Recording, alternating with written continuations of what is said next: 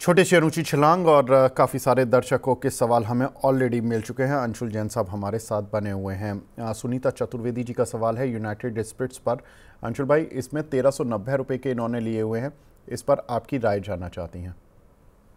Sir एक bank Nifty रह गया है, बैंक निफ्टी पे डिस्कस कर लें 1 मिनट। जी बिल्कुल। बैंक निफ्टी में हमारा target previous all time high था 58,000, 58,577.7।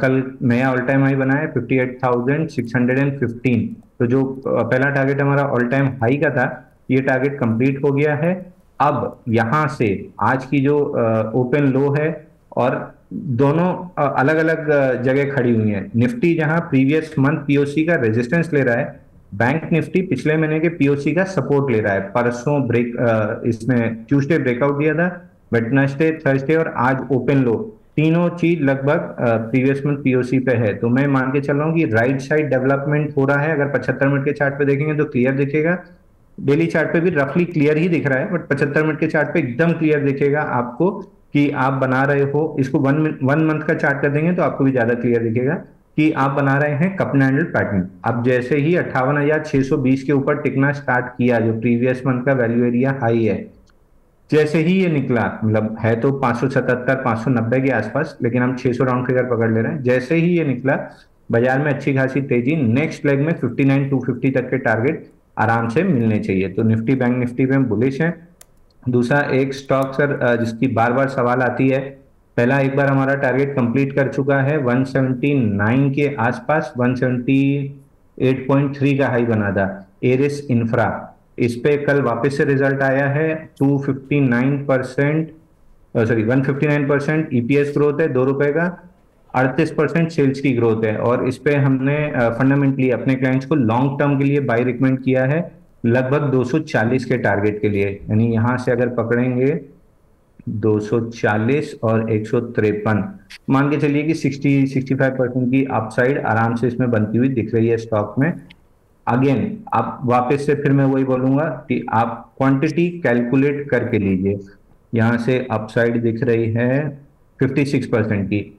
स्टॉप लॉस इस लॉन्ग टर्म पोजीशन पे, फिर बोल रहा हूँ, ट्रेडिंग पोजीशन नहीं है। जेएसडब्ल्यू इंफ्रा की तरह रोज रोज सवाल मत पूछिए कि इतना ले लिया उतने में ले लिया।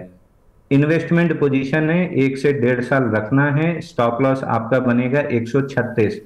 ट्रेडिंग पे हम 1% की रिस्क लेते हैं, तो इन्वेस्टमेंट पे हम 3 से 4% की रिस्क लेंगे। अगर 1 लाख का पोर्टफोलियो है और 4% यानी 4,000 की अगर हम रिस्क ले रहे हैं, स्टॉप लॉस करीब करीब पकड़ लीजिए 135 क्लोजिंग का, यानी ₹20। तो अगर आपका 1 लाख का कैपिटल है, 4,000 रुपए आप रिस्क लेंगे, ₹20 की स्टॉप लॉस है, यानी 200 क्वांटिटी आपकी बनती है। अगर इसका स्टॉप लॉस कटा तो आपका 4% ऑफ द कैपिटल लॉस होगा। और अगर आपको मिला तो 200 इंटू लगभग ₹100 पकड़ लेते हैं, ₹20,000 मिलेगा। यानी आपकी कैपिटल पे 4% की रिस्क बैठती है और 20% की अपसाइड बैठती है। 1:5 का आराम से रिस्क रिवॉर्ड बनता है।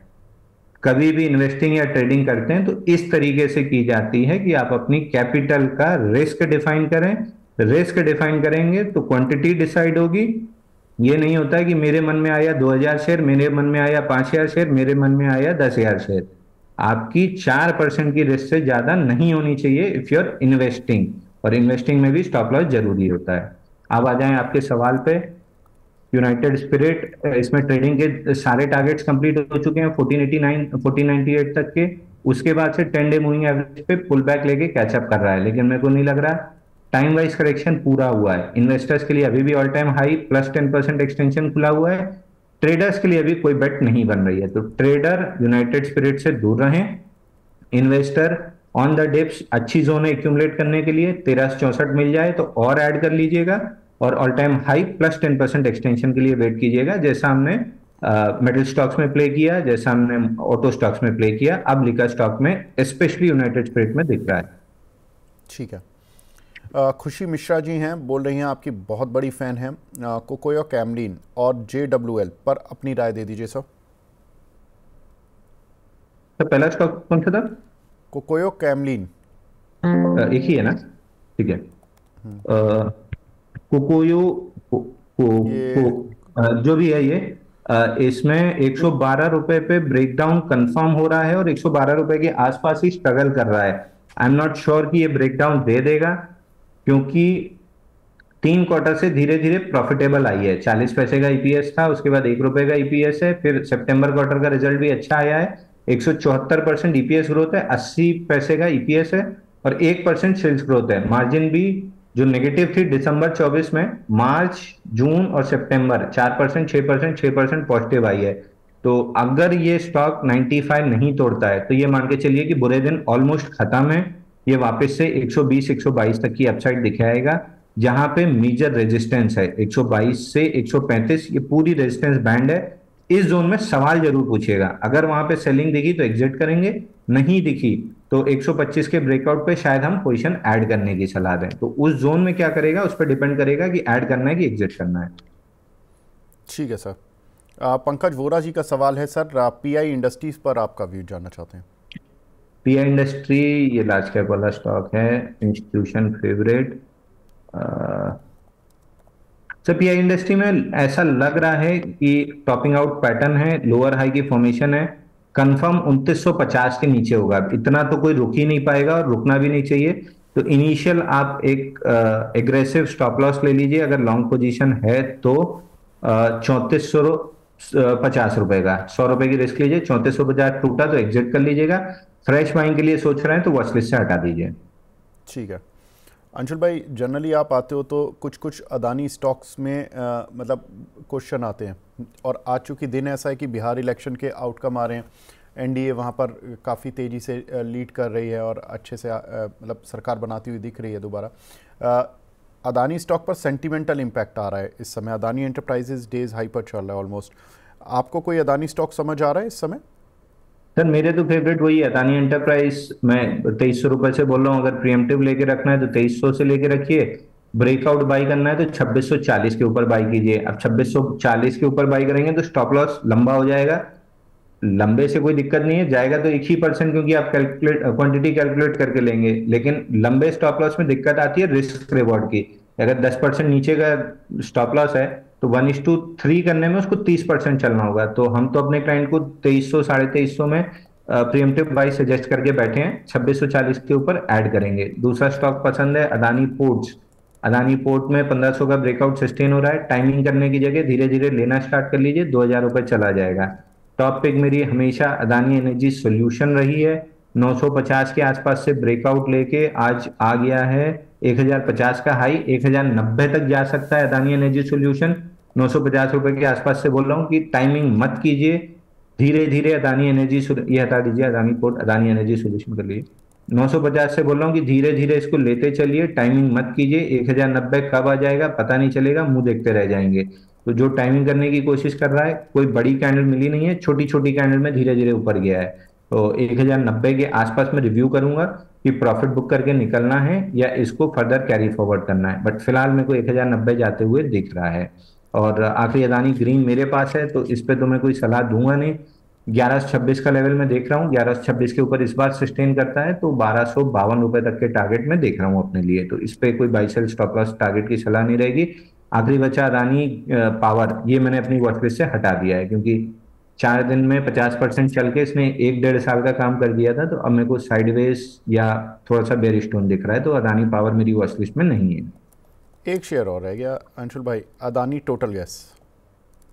एटीजीएल में 640 का ब्रेकआउट का वेट कर रहा हूँ। 640 के ऊपर अगर ब्रेकआउट कंफर्म होता है तो 708 रुपए के लिए लॉन्ग प्ले करूंगा। लास्ट टाइम भी यही चीज डिस्कस हुई थी, 640 निकलने तक तो मेरा इंटरेस्ट नहीं आएगा इस काउंटर में। और 2 अदानी के स्टॉक्स बचे हैं, एसीसी और अंबुजा सीमेंट। ये दोनों ट्रेडिंग के लिए नहीं है, ये दोनों अगर आप लेके 2-3 साल छोड़ते हैं तो ऑल टाइम हाई से लगभग 30-40% की अपसाइड आपको आराम से मिल जाएगी। ठीक है सर, तो अदानी समूह पर पूरी बात हो गई। अब एटलीस्ट जो दर्शक हैं, जिन दर्शकों को काफ़ी सारे सवाल पूछने थे, तो सबके सवालों का उत्तर एक ही मिल गया, एक ही जगह 5 मिनट में सारे ही आंसर दिलवा दिए। सर अब अरशद जी हैं हमारे साथ, उनका सवाल है रेडिंगटन पर 302 रुपये पे ख़रीदा हुआ है, शॉर्ट टर्म का क्या नज़रिया है आपका? रेडिंगटन, सर देखिए रेडिंगटन 293.80 के ऊपर सस्टेन करने की कोशिश कर रहा है, लेकिन विक्स की फॉर्मेशन है। कोई भी अगर समझना चाहे विक्स क्या होती है, तो कैंडल के ऊपर, जो बॉडी के ऊपर जो होती है विक, जिसमें सिर्फ ट्रेड होता है, क्लोजिंग बेसिस पे सस्टेन नहीं होता है। विक्स दिखाता है ऊपर साइड में कि थोड़ी बहुत सेलर्स प्रेजेंट हैं इस जोन में। तो मैं फिर वही रिपीट करूंगा, 293.80 और ऊपर में 305, इस जोन में सेलर्स बैठे हुए हैं। जैसे ही इस जोन को क्लियर करेगा, स्टॉक में 340 तक की अपसाइड बनेगी। हर कीमत पे एग्रेसिव स्टॉप लॉस 281 और सेफर स्टॉप लॉस 260 का होना ही चाहिए, क्योंकि इस बार अगर स्टॉप लॉस कटा तो स्टॉक मुंह के बल गिर जाएगा। ठीक है सर। अगला सवाल हमें मिला है सुपर चैट पर श्रवण सिंह जी का। ये बोल रहे हैं कि सर भारत डायनामिक्स, थायरोकेयर और यूपीएल में शॉर्ट टर्म बाय व्यू क्या रहेगा। मैं एक एक करके बताता हूँ। बीडीएल आज नतीजे भी आए थे कल इसके, और काउंटर में आज 5 से 5.5% का मूव भी है। अंशुल भाई, इस पर क्या व्यू रहेगा आपका short term? Sir earnings cap है और 154% ईपीएस राइज है, 30% सेल्स राइज है। अब ये नहीं सर, ये तो जून के रिजल्ट हैं। जून में सर मार्जिन -25% क्यों दिखा रहा है? अब ये इंडिकेटर की गलती है, वाकई में माइनस एक बार एरोग्राफिक्स जरा पीसीआर टीम चला दीजिए भारत डायनामिक्स के, तो अंशुल भाई को पूरे नतीजे पता लग जाएंगे। एक बार जो भी देख लेते हैं। बिल्कुल 72% नेट प्रॉफिट बढ़ा है और रेवेन्यू 100% से ज़्यादा इस बार सितंबर क्वार्टर में। अंशुल भाई, अर्निंग्स जो भी हो सर, अर्निंग्स का रिएक्शन बहुत पॉजिटिव दिया है मार्केट ने। अगर यहाँ से 1560 नहीं टूटता है तो बीडीएल में 1695 तक की एक अपसाइड बन सकती है, जो पूरे फॉल का 50% रिट्रेसमेंट है। 38 दिन में 29% गिरा था, उसके बाद बॉक्स बना है, बॉक्स का breakout with positive earning reaction है। तो 1560 मेजर सपोर्ट है, इसका स्टॉप लॉस ले लीजिए और टारगेट आप लगा लीजिए ऊपर में 50% रिट्रेसमेंट 1680 करीब का। और अगर ये निकलता है, अगर निकला तो फिर 1800 तक की अपसाइड बनेगी, 1805 रुपए तक की। फिर मैं यहाँ पे एक बार वही 1 मिनट ज्यादा आपका समय लेकर रिपीट कर देता हूँ कि अगर आपका 1 लाख का पोर्टफोलियो है, 1605 में ले रहे हैं, 1550 मान लीजिए 10 रुपए बफर देके स्टॉप लॉस लगा रहे हैं, यानी 55 रुपए की रिस्क है। 1 लाख के कैपिटल पे 1000 की रिस्क ले रहे हैं, 55 से डिवाइड करेंगे तो 18 क्वांटिटी आपको, 1 लाख जिसका कैपिटल है उसके लिए 18 क्वांटिटी होती है। तो अगर 18 से आप ज्यादा ले रहे हैं तो आप जो भी कर रहे हैं उसको ट्रेडिंग नहीं कहते हैं। फिर कुछ भी आप कर रहे हैं उसको मैं सट्टे की कैटेगरी में डाल दूंगा। ट्रेडिंग कर रहे हैं तो इस हिसाब से अगर आप कैलकुलेट कर रहे हैं क्वांटिटी को, तो ही आप ट्रेडिंग कर रहे हैं। ठीक है। तो भारत डायनेमिक की बात हुई, लेकिन अभी इनके सवाल और भी थे। एक था आई थिंक यूपीएल, इनकी सुपर चैट तो अब यहाँ से मेरी स्क्रीन से जा चुकी है। एक था यूपीएल आई थिंक काउंटर, इस पर और आपकी राय चाहिए अंशु भाई। तो यूपीएल, यूनाइटेड फॉस्फोरस, हाँ देखिए सारे बुरे दिन देख के इसमें अब मंथली चार्ट पे 4 महीने की टाइट क्लोजेस से ब्रेकआउट आ रहा है, और वो भी ऑलमोस्ट मंथली चार्ट पे ओपन लो है, ऑलमोस्ट ओपन लो है, हल्का सा 19-20 का अंतर है, 7 रुपए का। But 1% on the monthly chart कोई मायने नहीं रखता, तो हम ओपन लो मान के चल रहे हैं। अगर आप यहां से लेना चाह रहे हैं तो आपका स्टॉप लॉस होगा 710 रुपए क्लोजिंग बेसिस, मतलब आपका जाएगा तो 48 रुपए। और अगर ये सब कुछ ठीक रहा, क्योंकि मंथली चार्ट पे ऑलमोस्ट 40 महीने का पैटर्न है, तो 1000 रुपए का टारगेट आप देख सकते हो। सारी जितनी खराब न्यूज़ेस थी सब निकाल लिया है। सितंबर क्वार्टर में ऑपरेटिंग मार्जिन 8% से बढ़ के 13% हुई है, ईपीएस 216%, सेल्स 8% राइज है, वो भी 13% की ऑपरेटिंग मार्जिन पे, यानी मार्जिन भी ऑलमोस्ट आप मान के चलो कि 50% बढ़ी है, 8 से 13 हुई है, 50% से ज्यादा बढ़ी है। तो 1000 रुपए जाने की पूरी प्रोबेबिलिटी है स्टॉक में। ठीक है। और एक अच्छा, इस सवाल। पे एक मिनट का समय देंगे सर, 1 मिनट का। हाँ हाँ बिल्कुल। पिछले 4 दिन से मैं मित्र को मेरे लगभग 5 CR का पीएमएस करना है, तो हम लोग different different PMS fund manager से मिल रहे हैं। एक चीज मैंने सब में कॉमन देखी है, हर किसी को, मतलब लगभग सब विलियम ओनील की स्टाइल ही फॉलो करते हैं कि या तो ऑपरेटिंग मार्जिन बढ़ी हो, या सेल्स बढ़ा हो, या ईपीएस बढ़ा हो। तीनों बड़े हो तो बहुत बेहतरीन है। चौथा क्राइटेरिया उनका है कि कहीं ना कहीं मैनेजमेंट में बड़ा बदलाव हो, या नया प्रोडक्ट लॉन्च हुआ हो, या फिर कुछ इस टाइप का ट्रिगर हो। आप विलियम ओनील की कैनसिम स्ट्रैटेजी जब पढ़ेंगे तो उसमें यही चीजें दी होती हैं। तो अल्टीमेटली वो 14,000 करोड़ मैनेज करने वाला फंड मैनेजर हो, 1 लाख करोड़ मैनेज करने वाला फंड मैनेजर हो, या एक एक छोटे, मतलब उनका कैपिटल साइज बहुत छोटा है, फंड साइज उनका छोटा है, 4,000 करोड़ का, 4,800 करोड़ कुछ का। सबके पास वही सिंपल एक स्ट्रैटेजी है विलियम ओनिल की, कैंसलिंग की। कोई फंडामेंटली बदलाव आया हो, मैनेजमेंट चेंज आया हो, कोई नए प्रोडक्ट लॉन्च हुए हो, या फिर ईपीएस सेल्स और मार्जिन ग्रोथ हो, इन सब में लास्ट चीज जो कॉमन आती है, मतलब ये सब होने के बाद जो कॉमन चीज आती है वो है पोजीशन साइजिंग। हर आदमी को मैं खोद खोद के यही पूछ रहा था कि आपके पास, हमारे पास तो चलो मान लो कि ट्रेडर के पास तो 5 करोड़ तक की पोजीशन होगी, आपके पास तो 10,000 20,000 करोड़ का फंड है, आप लोग कैसे मैनेज करते हो? हर किसी का यही निकल के आता है कि भैया रिस्क मैनेजमेंट बहुत इंपॉर्टेंट है, रिस्क अगर मैनेज नहीं की तो फंड सीधा नीचे चला जाएगा। मालूम पड़ा प्रॉफिट आपने 33% पे बुक की और लॉस वाले को आप 80% तक होल्ड कर रहे हो। तो अल्टीमेटली जो 2 महीने से मैं यहाँ बोलते आ रहा हूँ, risk management, position sizing, quantity calculator, यही across the board fund manager से भी निकल रहा है। अगर ये नहीं आप कर रहे हैं तो आपको कैसे लगता है कि इतने पढ़े लिखे फंड मैनेजर से आप पैसा कमा के निकल जाएंगे? क्योंकि मार्केट तो जीरो सम गेम है। वो पैसा कमाएंगे जब आप पैसा खोएंगे, या आप पैसा कमाएंगे जब वो पैसा खोएंगे। तो अल्टीमेटली पैसा वही कमाएगा जो इन सब चीजों का ध्यान रखेगा और लास्ट में अपनी रिस्क मैनेज करके चलेगा। आप दोस्त बिल्कुल ठीक किसी को बात है। कुछ भी दे दो, बट अल्टीमेटली बटन आप ही को दबाना है। बिल्कुल ठीक बात है अंशुल भाई। जब मैं सीएफए कर रहा था तो सबसे पहला चैप्टर जो स्टॉक मार्केट की बुक का था वो रिस्क था, उसके बाद रिटर्न आया था। तो पहले रिस्क पढ़ाया जाता है स्टॉक मार्केट में, उसके बाद रिटर्न समझाया जाता है। तो ये बिल्कुल ये ध्यान रखना चाहिए। थायरोकेयर और रह गया था अंशुल भाई तीसरा काउंटर जिस पर कि आपकी राय चाहिए।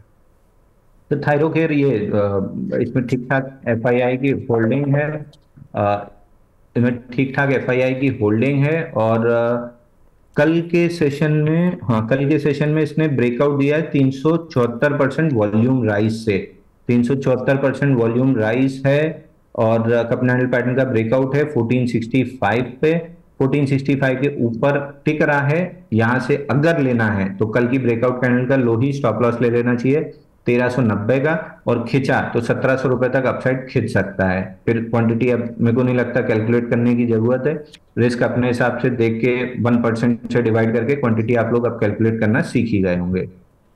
ठीक है। एक हमारी दर्शक हैं रिंकी रीत जी पंजाब से, ये पूछ रही हैं सर जुबिलेंट फूड के बारे में टारगेट्स बता दीजिए, होल्ड करना चाहिए या नहीं? तो देखिए fund managers across the board एक थीम जरूर क्यूएसआर पिकअप कर रही है, लेकिन अभी कोई भी खरीद नहीं रहा है। लगभग सबको डाउनसाइड डन दिख रही है। नंबर्स अगर अच्छा आना स्टार्ट होते हैं तो सभी का ये मानना था कि अगर 1-2 क्वार्टर नंबर अच्छे आ गए तो फिर हम इसको इन इन सेक्टर में बाइंग देखेंगे। और जुबिलेंट फूड के में भी यहाँ पे क्योंकि गैप अप दिख रहा है, ये अर्निंग्स गैप दिख रहा है, और आज 600% कुछ वॉल्यूम राइज, 656% वॉल्यूम राइज है, 10 मिलियन का गैप के साथ ब्रेकआउट है। 620 के ऊपर अगर क्लोजिंग आती है तो करीब करीब 675 तक का टारगेट खुलेगा। तो ये एक स्पेस वॉच रखिए। अगर 2 क्वार्टर के रिजल्ट अच्छे आते हैं तो इंस्टीट्यूशंस के इंटरेस्ट पे ये काउंटर्स आना स्टार्ट हो जाएंगे। ठीक है।